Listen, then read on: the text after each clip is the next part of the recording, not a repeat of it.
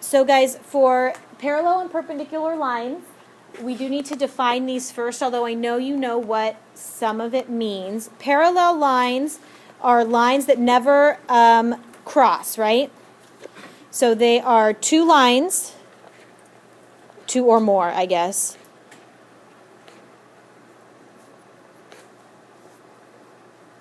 That never intersect.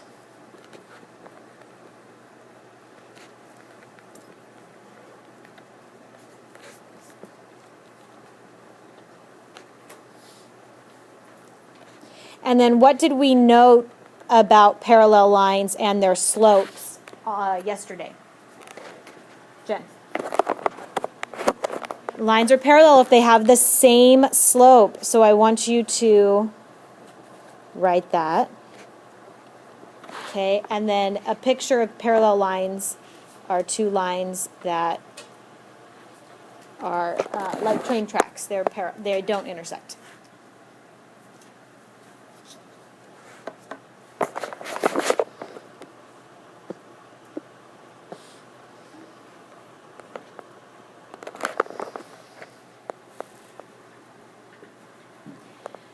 Does anybody know what the definition of perpendicular lines are? Jonah? Lines that intersect. Oh, that's perfect. Lines that intersect, so I would say two or more.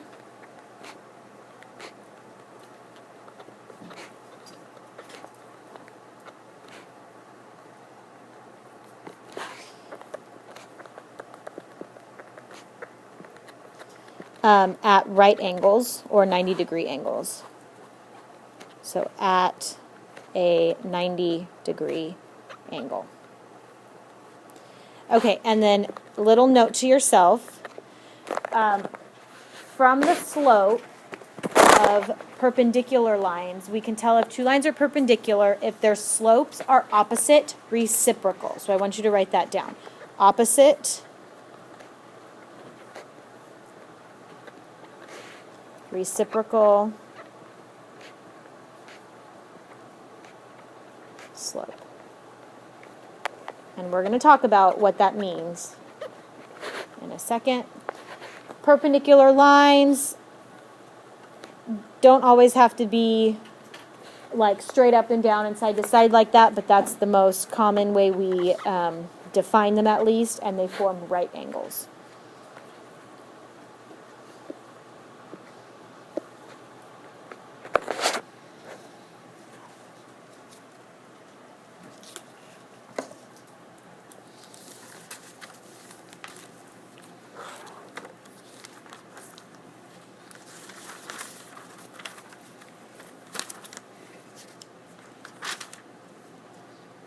Okay, and then the last thing we need to talk about is what opposite reciprocal means. Opposite reciprocal is when two numbers whose product, which means we're doing what? What does product mean?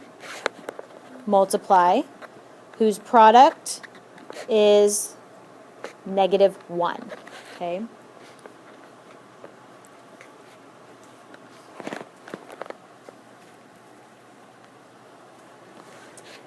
So let's say I give you the number 3/4. I'll show you what opposite reciprocal means. If I give you the number 3/4, what's the reciprocal of that? 4/3. And what's the opposite of positive? Negative. So the opposite reciprocal of 3/4 is -4/3. So we flip it and we make it opposite. Watch what happens. When I multiply those together, +3 times -4 gives me -12. 4 times 3 gives me +12, and that reduces to -1. Okay? So that's what I mean when I say their product is -1. So opposite reciprocals, you flip it, and the sign has to be different. And that's how we can tell if two lines are perpendicular. So if it only satisfies one of those criteria, the lines are not perpendicular. So if they're opposite but not reciprocal, not perpendicular. If they're reciprocal but not opposite, also not perpendicular. It has to be both. Okay? So let's look at some problems. So on the 3.6 notes page, I gave you that is as notes. You guys can read that if you want. These are two pictures of what parallel and perpendicular lines look like, and then it basically takes our vocabulary and puts it in a little bit of note form. So those are there for you. The very first thing you are going to be asked in these types of problems are looking at equations, are the graphs parallel, perpendicular, or neither? So let's look at those. When you are trying to determine if they are parallel, perpendicular, or neither, we really are only concerned about the slope. So let's look at number 1, this equation. Y equals negative 2x plus 3. What's the slope of that line? Negative 2. So right underneath it, m equals negative 2.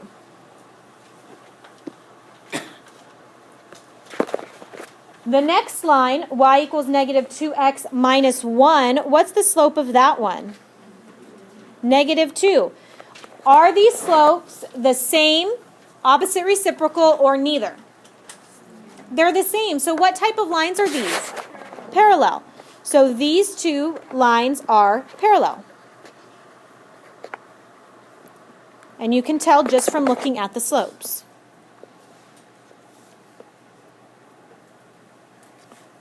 We're going to do all of these together because sometimes there will be some work involved in figuring out what the slope is. So let's look at number 2. Y equals 3/4 x plus 7. What is the slope? 3/4. Okay. The second equation, 4x minus 3y equals 9, we can't tell the slope from the form that it's in, right? What form is this line in right now? Standard, good. What form do we want it to be in to figure out what the slope is?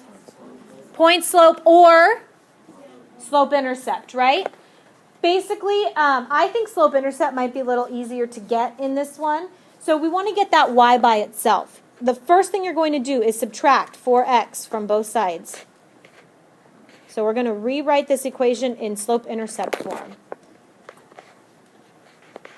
So I get negative 3y equals negative 4x plus 9. A lot of students will stop here because they think, got x on the other side. It looks like y equals mx plus b. I'm done. Do I have y by itself? No. So what do I need to do to get y by itself? Good. Divide by negative 3. So divide everything by negative 3. And let's see what happens. On the left, that reduces. So I have just y equals.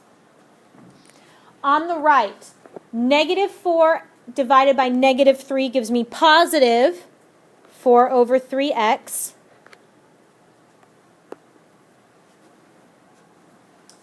And then I have to divide the positive 9 by negative 3 as well. So positive 9 divided by negative 3 gives me what? Negative 3. Now we are in slope-intercept form. What is the slope of that line? 4 over 3. Okay. Are those slopes the same? No. Are they opposite reciprocal? No. They're reciprocals, but are they opposite? Both of them are what? Positive. So are these lines perpendicular? No. So we would just say neither. They do intersect, but not at a right angle. Okay? So then let's look at number 3.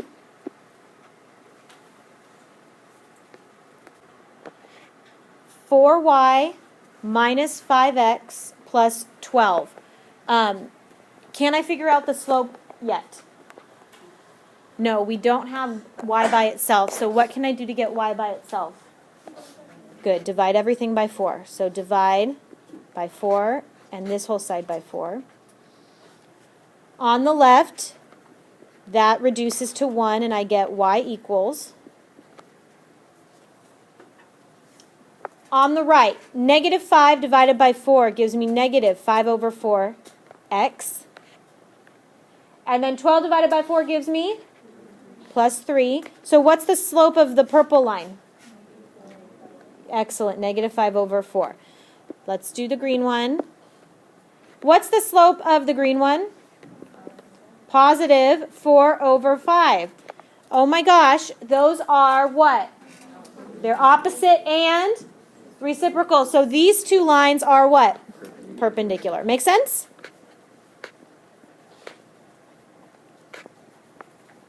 Okay. So that's pretty much the gist. What we're going to do now is I'm going to give you lines, I'm going to give you a point, and I'm going to ask you to write a new equation that's either parallel or perpendicular. So we're going to do these together. So for the example, let's start with parallel. I want you to write an equation in slope-intercept form of the line that passes through the point 12, 5 and is parallel. So parallel means what slope, guys? Same slope. So I'm going to write that. Same slope. To the graph, y equals 2/3 x minus 1. Okay, and we're going to do these together. First thing we have to do is figure out what type of slope we're looking for. So we are going to identify the slope of the given line.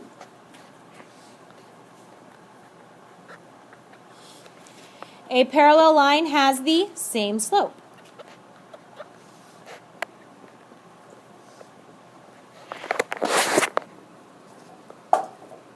So, guys, what is the slope of this line that's given?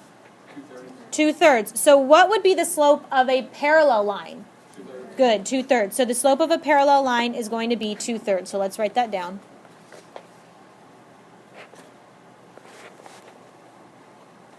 Oh my gosh, you guys. Do we have a point? Do we have a slope? Is there a version of a line that uses a point and a slope? Yes. What are we going to use? Point slope form. So we are going to use point slope form.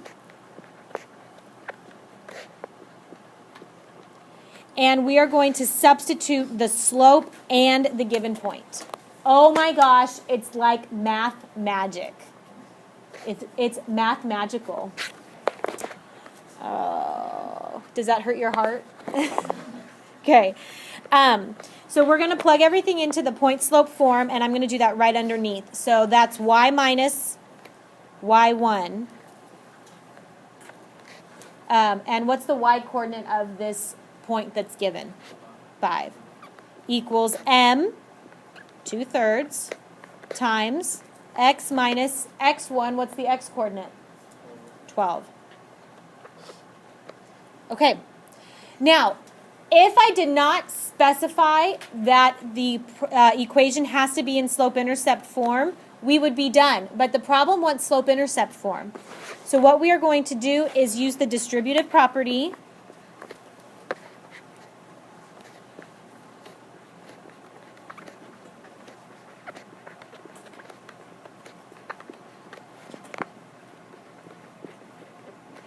And inverse operations to put the equation in slope-intercept form. And slope-intercept form is y equals mx plus b.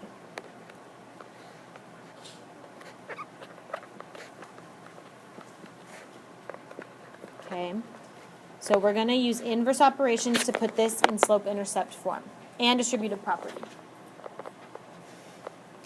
So, if I were to distribute 2/3 into the parentheses, that gives me y minus 5 on the left equals 2/3 times x is 2/3 x minus 12 is the same as 12 over 1, right? 2 times 12 is 24. 3 times 1 is 3. And that reduces to what? 8. So could you have just put minus 8? Yes. I'm going to put that. Is everybody okay with that? If you really need to show the 24 over 3 step, do it. The last thing to get this into y equals mx plus b is to add 5 to both sides. So that gives me y equals 2/3 x minus 3. And then I put a little line for you to write that down, okay? So that's your answer, 2/3 x minus 3. So what's the y-intercept of the parallel line? -3, good. Okay? So let's talk about how to do the same thing for a perpendicular line. The steps are, for the most part, identical. What you will do, for this one I gave you the example, write the equation in slope-intercept form that passes through the point 2, 4 and is perpendicular to the graph of y equals 1/3 x minus 1. Okay. So the first thing we have to do is identify the slope of the given line. And a perpendicular line has the opposite reciprocal slope. See if you can fit that on that little line I gave you.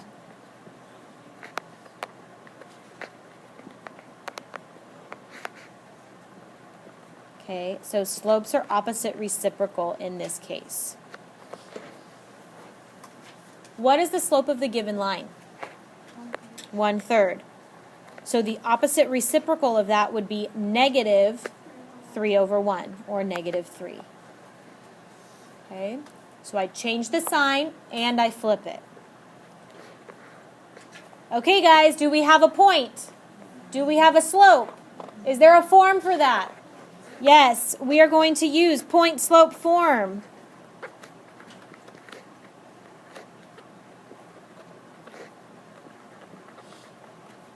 And substitute the slope and the given point. So let's do it. That's going to be y minus, what's the given y coordinate? 4 equals -3 times x minus 2.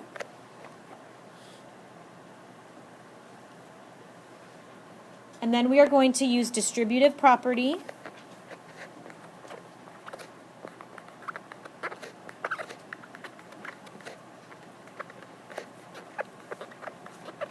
And inverse operations to put the equation in slope-intercept form.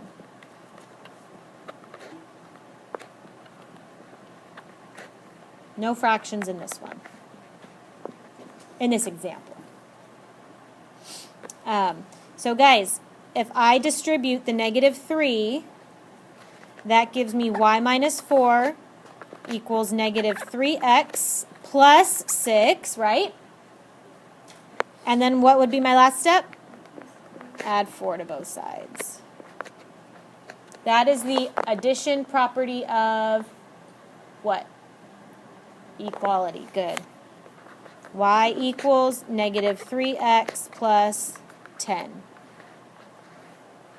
What's the y-intercept of that perpendicular line? 10. What's the slope? -3. Good.